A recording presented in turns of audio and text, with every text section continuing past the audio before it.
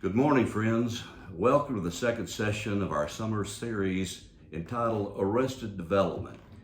It's a study of the stages of faith that we all go through, or at least seem to go through. In thinking about that, I thought back to the time when we moved over here and I had to pare down my library. Now, I'm a bit of a bibliophile and I had to get rid of thousands of books, literally thousands of books, and each book was painful to let go of. But I needed to do it because the books, which were very important at a time, are now more space collecting than anything else, but they might serve somebody else. So I gave the books away. I also had to go through my file cabinets of old sermons.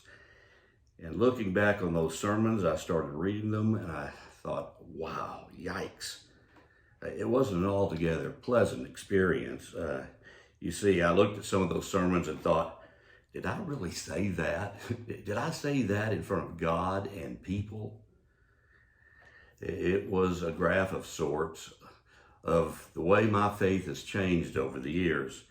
And this experience was so traumatic for me that I sat down and started writing a theological memoir, a systematic theology, if you will, about what I believe about God, Jesus, the Holy Spirit, salvation, and the church.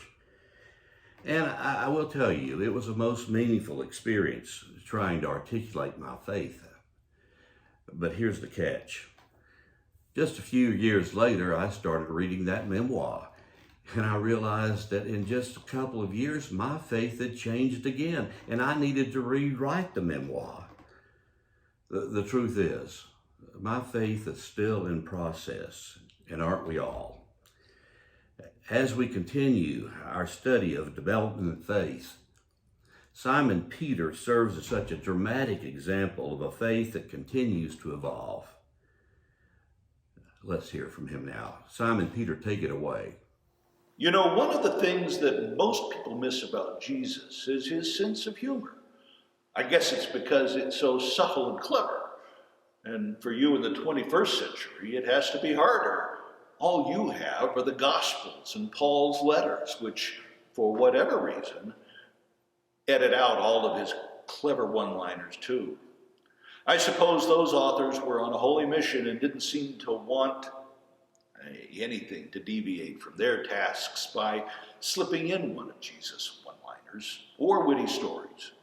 Just the same, some of them did sneak in. For instance, it's harder for a rich man to get into heaven than a camel through the eye of a needle. We all chuckled at the humor of that, and then, of course, had to consider its implications. Jesus was like that. He used his humor as a teaching device. He often used it on me. For instance, he's the one who gave me the nickname that has so identified me, Rocky. Rocky can be a great compliment for someone who takes a stand for the right, but it can be a veiled criticism when that someone gets in the way.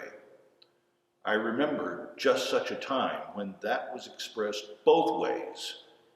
Jesus felt we needed to get away for a while. The crowds were growing in Galilee, and their demands were growing even faster. He took us away from Galilee, even from Israel, to a place called Caesarea Philippi. That place gave me the creeps. For one thing, it was named after a Roman emperor, and if you know anything about me, you know that everything about Rome rubs me the wrong way.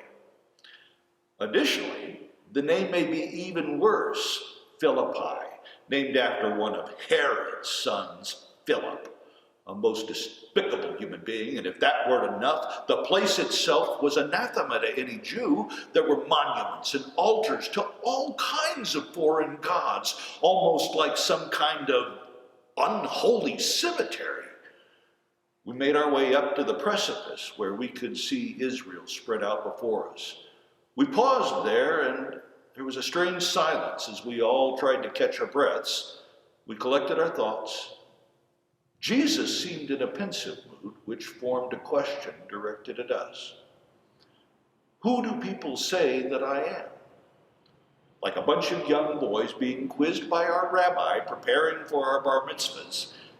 We first hesitated, wanting to get the answer right. Finally, someone said, "Some say you're John the Baptist." Jesus smiled at that as if to say, "Really?" Someone else jumped in.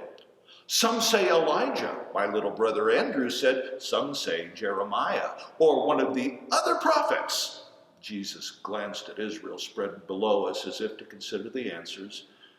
Then he looked at us with that penetrating gaze and said, "But who do you say that I am?"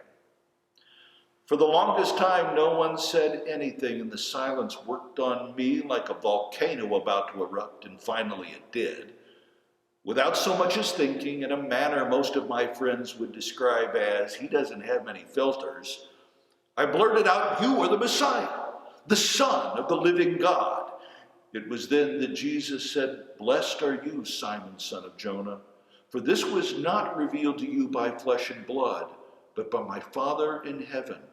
And I declare this day that you are rocky, and on this rock I will build my church, and the gates of Hades will not overcome it." Never in my life had I ever been complimented like that. I was stunned, and so were my friends. But Jesus said very softly, "But for the time being, I want you to keep that to yourselves." The perplexed looks on our faces gave us away because Jesus went on to explain he had to go to Jerusalem and suffer many things at the hands of the elders, the chief priests, and the teachers of the law, and that he must be killed, and on the third day raised to life. We had no idea what in God's name he was talking about. Then with my penchant for never having an unspoken thought, I countered again, most disrespectfully, "No, that will never happen. I won't let it." Jesus turned on me, his eyes on fire as if seeing a demon, and spoke words so emphatical they went straight to my heart, which it broke. "Get behind me, Satan. You are a stumbling block that is hindering my way. You obviously haven't gotten what I've been trying to say. Those things that matter to God. This is more than just about you, Rocky." Then turning to everyone, he uttered words that still chill my soul.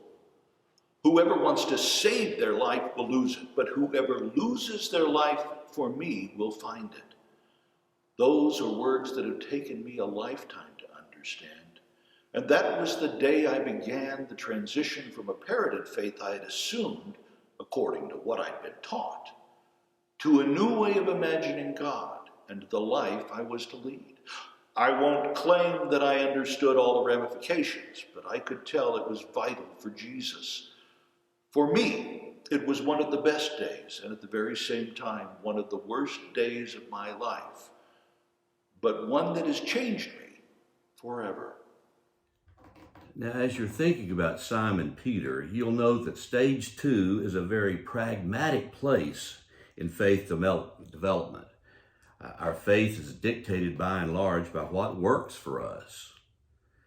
Inherent in that is paying a lot of attention to what makes us successful. And this is certainly true about church, isn't it? That's why so many people are attracted to churches that have large amounts of people. More people means more certainty, or so one might think. Whatever, in this stage, faith is a means to an end. And theologically, folks at stage 2 are acutely conscious of our prayer life that makes us successful, one that asks God to help us prosper and succeed. Now, with that noted, your teacher has a few questions for you all to discuss.